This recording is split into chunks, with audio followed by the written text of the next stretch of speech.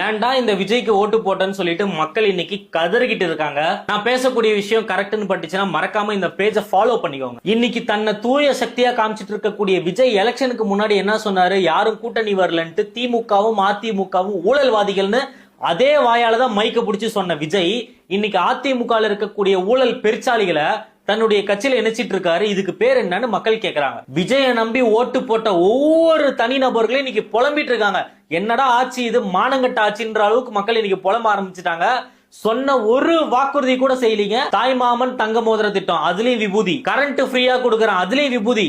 விவசாய கடனை ரத்து பண்றான், அதுலயும் விபூதி. இந்த விஜய்னாலே பொய்னாலே விஜய் அப்படின்ற சூழலுக்கு இன்னைக்கு மக்கள் வந்துட்டாங்க. திமுகவும் அதிமுகவும் சேர்ந்து கூட்டணி அமைச்சு ஆட்சி அமைக்கணும்னு நினைச்சாங்கன்னா அவங்க வந்து ஊழல் சக்தியாம். ஆனா இவர் மட்டும், விஜய் மட்டும் இந்த ரெண்டு கட்சியில இருந்துமே அவரோட கட்சிகளுக்கு ஆட்களை வந்து எடுத்துப்பாராம். இது எந்த விதத்துல நியாயம்? விஜயோடைய பிளான் என்னன்னா, செந்தில் பாலாஜி அவர்களை அடிக்கணும், கரூரை வந்து எம்ஆர் விஜயபாஸ்கரை வச்சு கண்ட்ரோல் எடுக்கணும் அப்படின்றதுதான் விஜயோடைய முழு பிளானா இருக்கு. விஜய் அவர்களுக்கு இந்த காணொலி மூலியமா இந்த விஜயனுடைய அணில்களுக்கும் நான் ஒண்ணு சொல்லிக்கிறேன். கரூர்ல ஆல்ரெடி ஒரு தலைவன் வந்தாச்சு. இனிமே நீங்க கனவுல நினைச்சாலும் கரூர்ல தமிழ்நாட்டுல எந்த மாவட்டத்தையும் கண்ட்ரோல் எடுக்கவே முடியாது. மக்களுக்கான ஆட்சி, இந்த வந்து குறுநில மன்னர்களை வச்சுட்டு நீங்க வந்து கண்ட்ரோல் எடுக்கலாம், அதை பண்ணலாம் இது பண்ணலாம் சொல்ல முடியாது.